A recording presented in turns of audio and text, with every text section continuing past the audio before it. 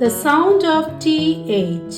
T says T and A says H. Together they make a new sound. So it's a digraph. It has two sounds, voiced and unvoiced. Voiced sound is the. It is also known as hard sound. For example, this, that, them, they, then. Now unvoiced sound. Unvoiced sound is th. It is also known as soft sound.